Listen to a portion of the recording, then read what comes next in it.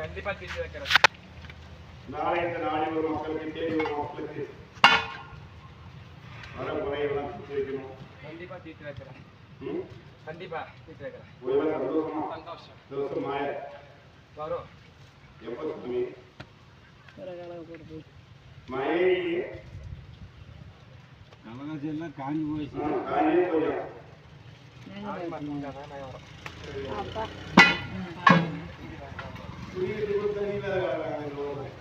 அதை காமிச்சு நான் கொடுக்குறேன்.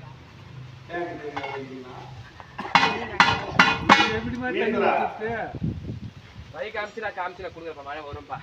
ஓ இல்ல இல்லப்பா, நீ இருக்கிற இடத்துல தண்ணி இல்லை.